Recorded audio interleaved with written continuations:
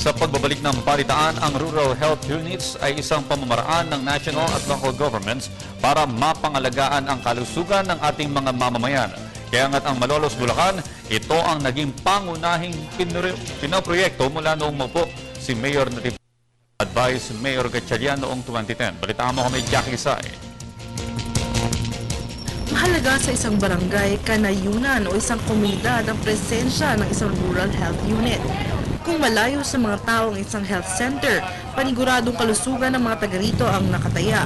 Kaya nga dito sa Malolos, Bulacan, sa bawat sulok ng kanilang lugar, hindi maaaring walang health center. Ayon kay Vice Mayor Gilbert Gatchalian, marami at malaki ang naitutulong ng RHU na itinayo sa mga barangay para sa mga nangangailangan. We have 51 barangays.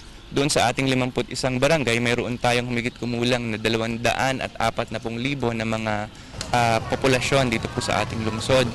Since mayroon lamang na isang malaking ospital na umiiral dito po sa ating lungsod at yan yung tinatawag na Bulacan Medical Center, nakikita po kasi natin yung pangailangan since yung BMC po natin ay nagkikater sa lahat po ng mga mamamayan, hindi lamang sa lungsod ng Malolos kundi sa buong Bulacan.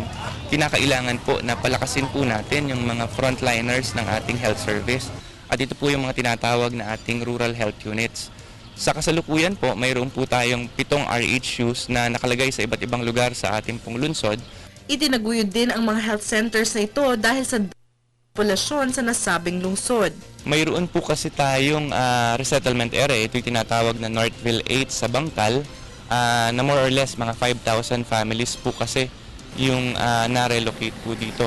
So sa ngayon po, meron sila na isa sa pinakamalaki na mga rural health units sa ating pong lungsod.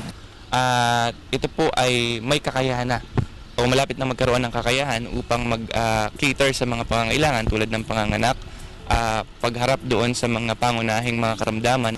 Inaasahan naman na sa pamamagitan ng mga RHUs ay lalong mababantayan ang kalusugan ng mga Maloreños at maiwasan ang mas matitinding karamdaman o sakit na pwedeng masagap ng kanilang mga kababayan.